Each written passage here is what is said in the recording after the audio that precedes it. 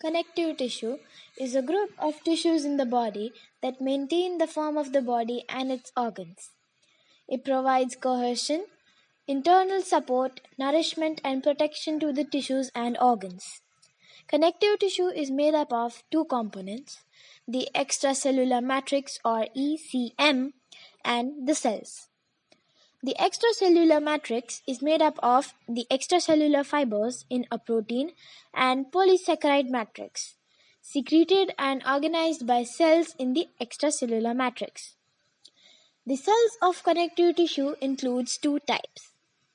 One that are relatively stationary, including the fibroblasts and adipose cells, and the others that are motile migrating cells, including the mast cells, microphages, monocytes, lymphocytes, and plasma cells.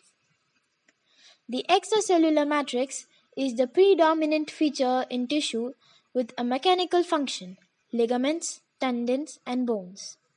Cells are the predominant features in tissue specialized for protection, example white blood cells, or metabolic maintenance, for example adipocytes and red blood cells.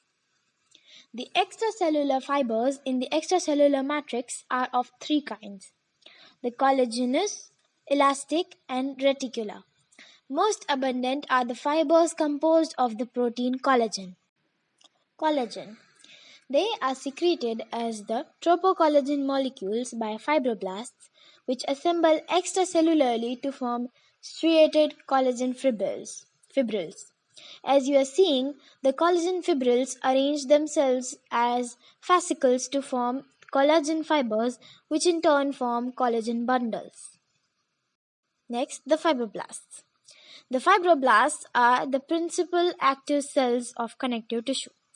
As you can see, they occur as long spindle-shaped cells stretched along bundles of collagen fibrils. Their function is to secrete tropocollagen and constituents of the ground substance and to maintain these extracellular tissue components. When organs are injured, it is believed that cells known as fibrocytes, which reside in the stroma, are stimulated to develop into fibroblasts. The fibroblasts then migrate into the defect and deposit an abundance of new collagen, which forms a fibrous scar. Next, the microphages or histiocytes. They are derived from appropriately stimulating circulating monocytes in the bloodstream. They are important for tissue repair and defense against bacterial invasion by the process of phagocytosis.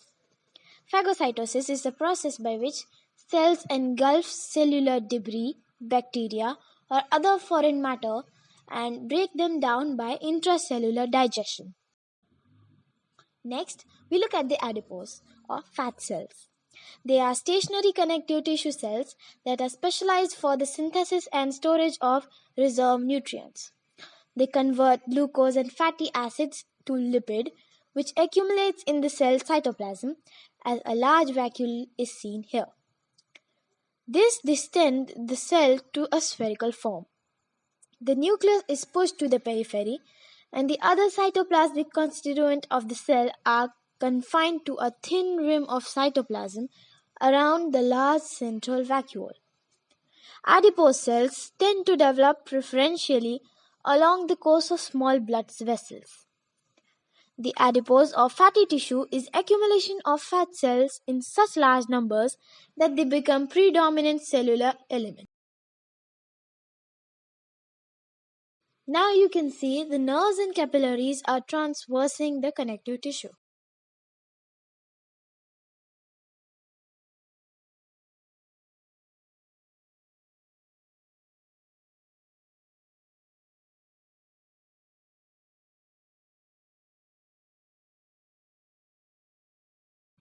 Next, the neutrophils.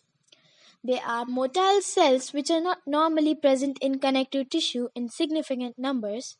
In injuries may migrate through capillary walls and join microphages in phagocytosis. The reaction of blood and connective tissue cells to injury is called inflammation. and is usually accompanied by local heat, swelling, redness, and pain. Neutrophils are highly phagocytic but have a short lifespan. Having accomplished their mission, they die in great numbers.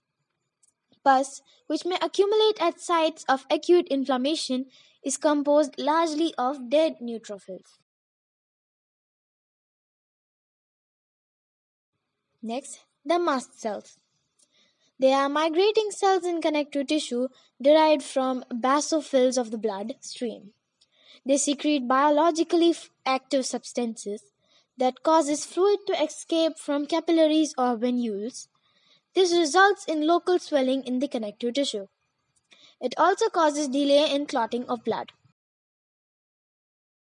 Reticular fibers. They form fine meshed networks around cell and cell groups. Reticular fibers are small fascicles of typical collagen fibrils interwoven to form a network.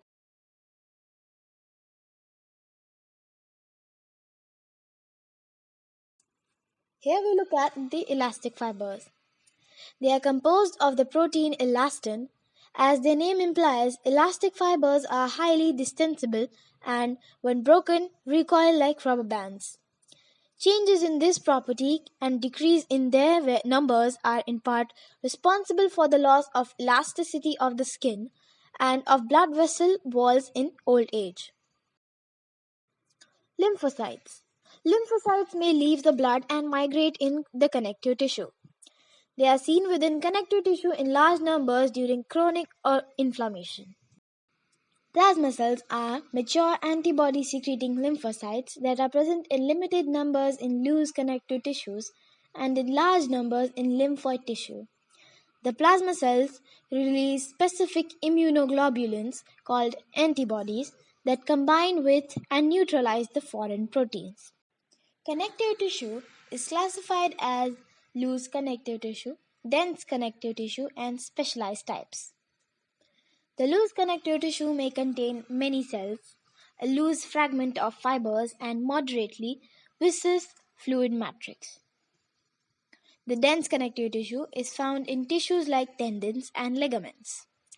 The specialized forms include the cartilage, bone, adipose, blood, and hemopoietic tissues.